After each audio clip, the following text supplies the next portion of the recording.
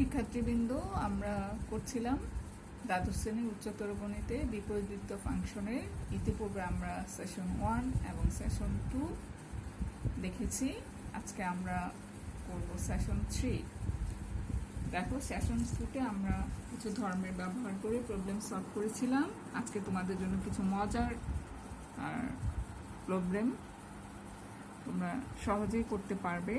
দেখো কি লেখা আছে, প্রমাণ করো sec square tan inverse 2 plus cosec square cot inverse 3 equal to 15। ওকে, দেখো তাহলে এখানে আমরা লেফট হ্যান্ড সাইডে লিখলাম কি sec square tan inverse 2 plus cosec square cot inverse 3। আচ্ছা, তো এখন এইটুকু যদি আমরা থিটা ধরি তাহলে দেখো আমাদের কি হচ্ছে, sec square theta equal to আমরা কি লিখতে পারি, sec square x সমান আমরা লিখতে পারি 1 plus tan square x, কারণ এইটুকু হচ্ছে আমাদের x মনে মনে।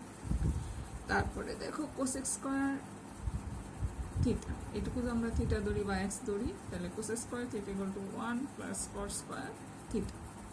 ওকে, তো এখন দেখো আমরা কি লিখতে পারি, tan inverse 2। আমরা জানি যে এটা স্কোয়ারটা আমরা চাইলে একসাথে উপরে লিখতে পারি। এক্ষেত্রে একই রকম 1 প্লাস cot ইনভার্স 3 আমরা স্কোয়ারটা উপরে দিলাম, তো সেক্ষেত্রে আমাদের 1। আর এখানে আমরা কি পেলাম, দেখো tan ইনভার্স আমরা ওই যে দ্বিতীয় ফাংশনের ধর্মাবলী থেকে পড়েছিলাম, tan inverse x equal to x, that means tan inverse 2 equal to 2। আর উপরে স্কোয়ার থাকার কারণে সেটা হয়ে গেল আমাদের 2 স্কোয়ার। আর এই 1 এর জায়গায় 1 আসলো।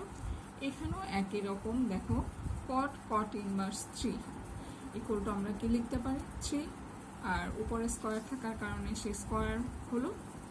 ঠিক আছে, তাহলে আমরা কি করলাম, শুধু আমরা জানা জিনিসটা ব্যবহার করলাম। sec square x equal to 1 plus tan square x, এইটুকু আমাদের x হলে, আর cosec square x equal to 1 plus cot square x। আর এখানে এসে আমরা কি করলাম, tan square tan ইনভার্স 2 কে আমরা লিখতে পারি tan ইনভার্স 2 তার স্কোয়ার, আর cot ইনভার্স 3 কে আমরা লিখলাম cot ইনভার্স 3 তার স্কোয়ার। তো 1, আর এখানে আমরা বলছিলাম tan inverse x equal to x, আর উপরে স্কোয়ার, সেই স্কোয়ারটা আসলো, এখানে 1 এর জায়গায় 1 আসলো। আর cot ইনভার্স 3 ইকুয়াল টু আমরা কি লিখতে পারি 3 স্কোয়ার। আচ্ছা, তাহলে আমরা কি লিখতাম 1 plus 4 plus 1 plus 9, that means যোগ করার পরে অ্যাড করার পরে আমরা কি পেলাম 15। রাইট হ্যান্ড সাইড আমাদের কি ছিল 15, দ্যাট মিনস আমরা পেলাম কি sec square tan inverse 2 plus cosec square cot inverse 3 equal to 15। আচ্ছা, তোমরা বাসায় এরকম মজার প্রবলেম করতে পারো। দেখো লেখা আছে sec square tan inverse 4 plus tan square sec inverse 3 equal to 25। আচ্ছা, কি বললাম, প্রমাণ করো যে sec square tan inverse 4 plus tan square sec inverse 3 equal to 25।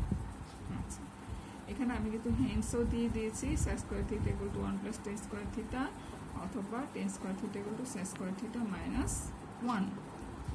আচ্ছা, আরেকটা প্রমাণ আমি তোমাদের জন্য বাড়ির কাজ দিয়ে রেখেছি, তোমরা প্র্যাকটিস করতে পারো। sin square cos inverse 1/3 minus cos square sin inverse 1/√3 equal to আমরা কি লিখতে পারি, সেখান থেকে আমরা প্রমাণ করব।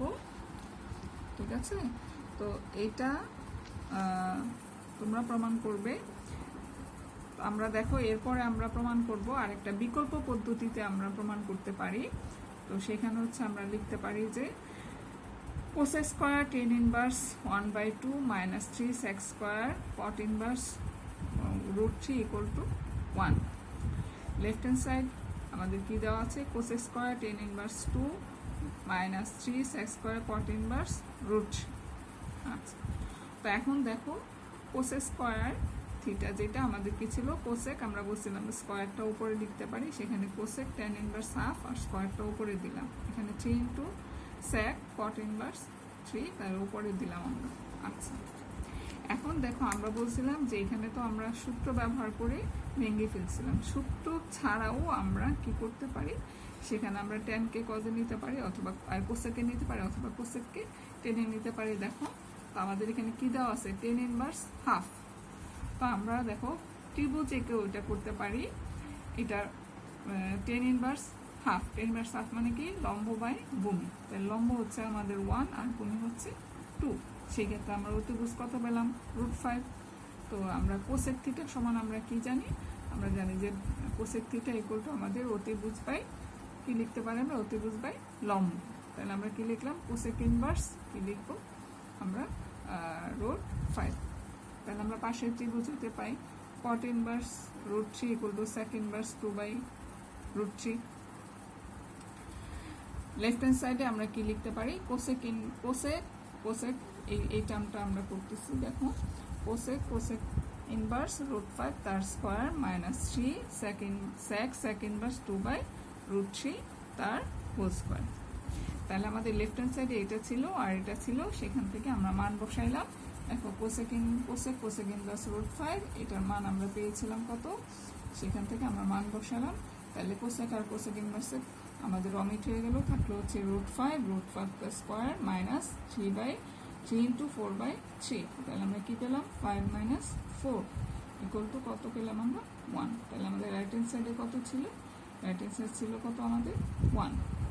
তাহলে আমরা হয় এইভাবে ফর্মুলা দিয়ে করতে পারি অথবা আমরা চিত্র এঁকে করতে পারি। এই একই টাইপসের প্রবলেমগুলো আমরা দুইভাবে সমাধান করতে পারি, এক হচ্ছে আমরা ফর্মুলা দিয়ে করতে পারি, আরেকটা হচ্ছে আমরা চিত্রের সাহায্যে এক অনুপাত থেকে আরেক অনুপাতে পরিবর্তন করে আমরা মান বের করতে পারি। আচ্ছা, আরেকটা মজার প্রবলেম দেখো, সেটা হচ্ছে যে আমরা আগের অনুপাতকে চিন্তা করে পরের অনুপাত পরিবর্তন করে মান নির্ণয় করতে পারি। cos inverse sin tan inverse 3/4 equal to 3/4। আচ্ছা, তো এখন দেখো আমরা কি লিখতে পারি, লেফট হ্যান্ড সাইডে আমাদের কি দেওয়া আছে cos inverse sin tan inverse 3/4। পাশের ত্রিভুজতে আমরা পাই কত tan inverse 3/4 equal to sin inverse 3/5। আচ্ছা, এখন দেখো আমরা লেফট হ্যান্ড সাইড আমাদের কি দেওয়া আছে cos ইনভার্স sin ইনভার্স 3/5।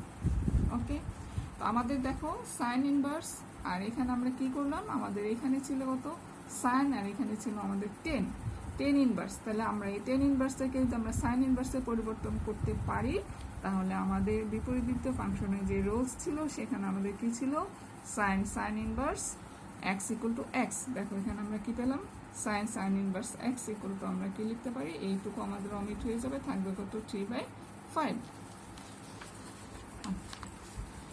এখন দেখো লেফট হ্যান্ড সাইডে আমাদের কি আছে cos ইনভার্স 3/5। তো আমরা কি পেলাম cos ইনভার্স 3/5। তার মানে আমরা cot এ পরিবর্তন করতে পারি, তাহলে আমাদের cot আর cot ইনভার্সে বাদ হয়ে যাবে। দেখো পাশের ত্রিভুজ যদি পাই আমরা, এখানে আমরা মান বসাইলাম cos থিটা ইকুয়াল টু কত আমাদের কি ছিল ভূমি বাই অতিভুজ। তাহলে আমাদের কি হলো, এটা হলো ভূমি আর এটা হলো আমাদের অতিভুজ। সেখান থেকে আমরা বের করলাম লম্বের মান, আর আমরা লিখতে পারি cos inverse 3/5 equal to cot inverse 3/4। That means left hand সাইডে আমরা কি পেলাম cot ইনভার্স 3/4। তাহলে cot আর cot ইনভার্স আমাদের অমিট হয়ে গেল, থাকলো কত 3/4। তাহলে আমরা কি লিখতে পারি, তাহলে আমরা লিখতে পারি যে cos inverse sin tan inverse 3/4 equal to 3/4। তো শিক্ষার্থী বন্ধুরা, এখানে আমরা তোমাদের আগে একটা হোমওয়ার্ক দিয়েছিলাম, সেটা আসলে প্রমাণ করা হবে না, এটা হবে আমাদের হচ্ছে মান নির্ণয় করো। মান নির্ণয় করো, কার মান নির্ণয় করবো sin square cos inverse 1/3 minus cos square sin inverse 1/√3। এটা তোমাদের জন্য হোমওয়ার্ক ছিল, সেখানে আমাদের লিখেছিল প্রমাণ করো, প্রমাণ করা হবে না, এটা হবে মান নির্ণয় করো sin square cos inverse 1/3 minus cos square sin inverse 1/√3। আচ্ছা, এখন দেখো আমাদের তোমাদের জন্য একটা মজার প্রবলেম রয়ে গেছে, সেটা হচ্ছে দেখো যদি sin inverse x plus sin inverse y equal to π/2 হয়, তবে প্রমাণ করো যে x into √1 minus y square plus y into √1 minus x square equal to 1। আর 2 নাম্বার দেখো x square plus y square equal to 1। তো এখন দেখো আমাদের দেওয়া আছে কি sin inverse x plus sin inverse y equal to π/2। আমরা ওই যে ধর্মের মধ্যে পড়েছিলাম sin inverse x plus sin inverse y equal to sin inverse x into √1 minus y square plus y into √1 minus x square equal to π/2।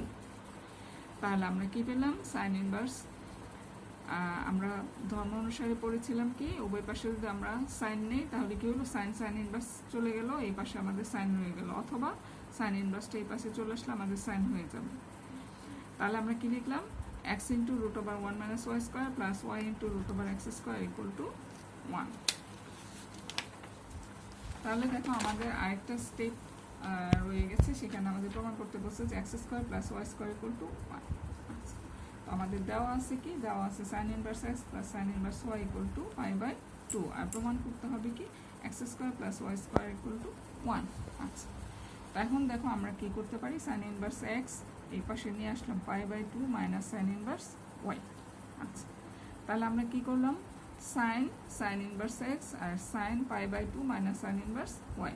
তোমরা চাইলে যেহেতু তোমাদের ফার্স্ট টাইম তোমরা করছো উভয় পাশে সাইন নিয়ে করতে পারো, অথবা একবারে লিখে দিতে পারো এক্স ইকুয়াল টু কে আমরা লিখতে পারি sine into π/2 minus sine inverse y. আচ্ছা, এখন দেখো এখানে আমরা কি পেলাম সাইন 90 ডিগ্রি মাইনাস থিটা।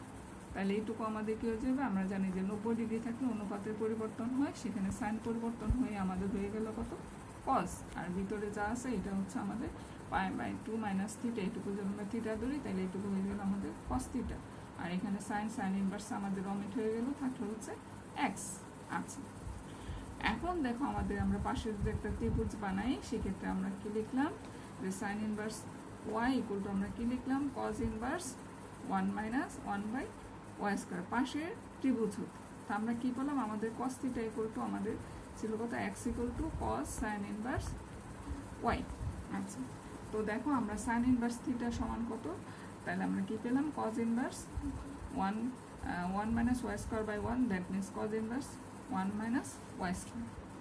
আচ্ছা, তাহলে এক্স ইকুয়াল টু আমরা কি পেলাম cos inverse root over 1 minus y square, কারণ এখানে আমাদের ছিল কত সাইন ইনভার্স ওয়াই, তাহলে সাইন ইনভার্স ওয়াই সমান আমরা কি পেয়েছি cos root over 1 minus y square.